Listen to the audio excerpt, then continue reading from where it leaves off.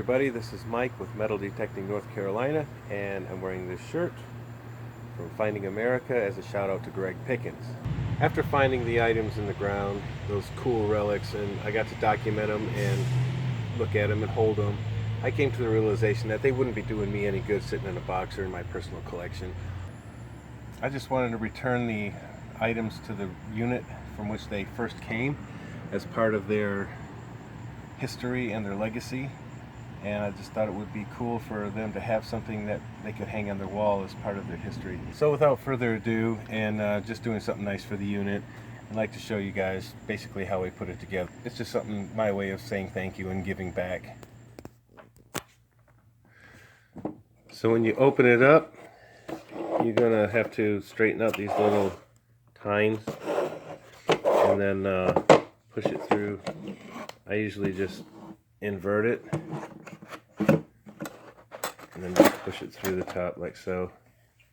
So you got the top part, you got the pane of glass, got a cardboard box type of corrugated cardboard. On the other side is just a cardboard backing.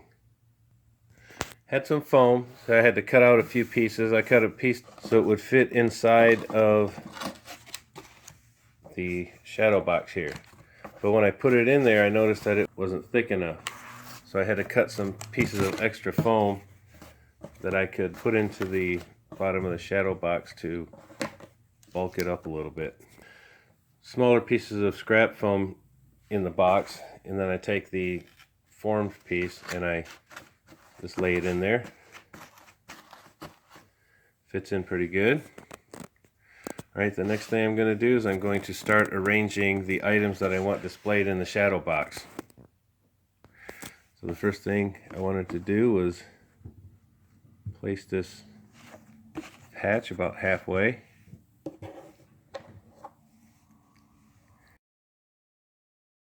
If this was being worn,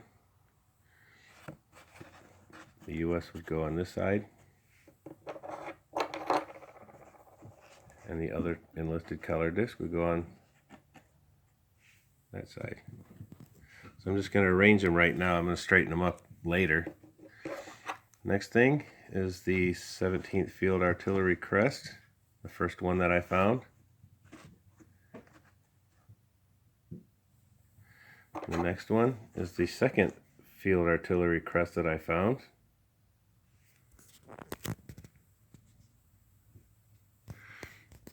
And the next is going to be, I'm going to put a Great Seal button down here at the bottom.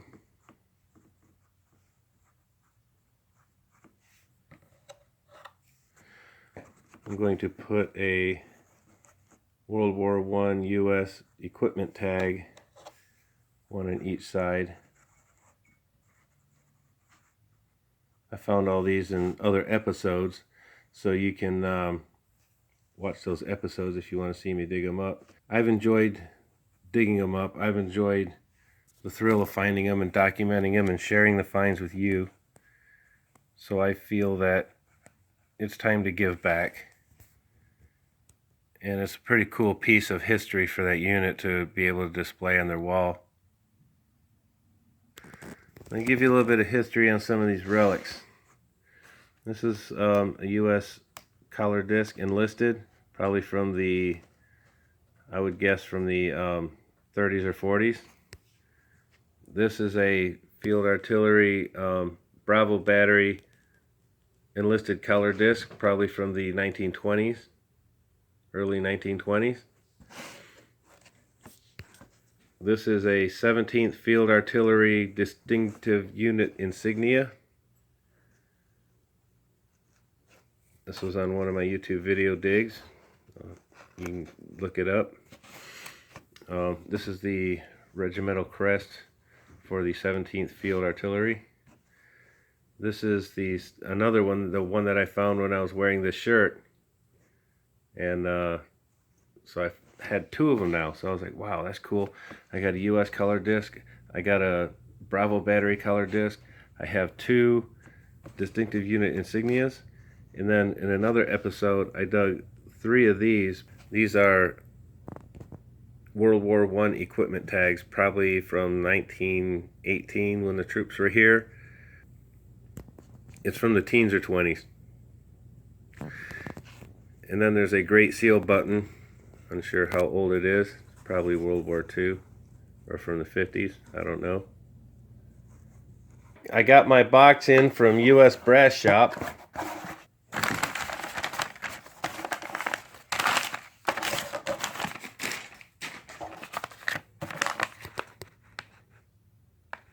A little shout out to the US Brass Shop. Fast service and quality products.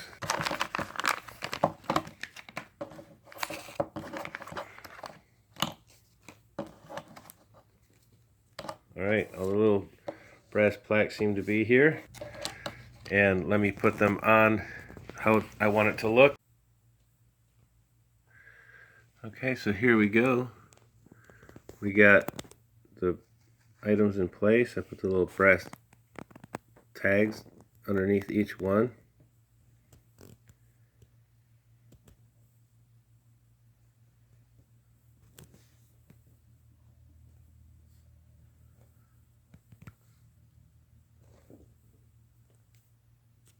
It's got adhesive backing, so I can take the backing off and put it on permanently where I want it so it won't shift around. Next thing you do is take the glass. I'm going to clean it up for the final, but right now I'm just going to show you how it looks.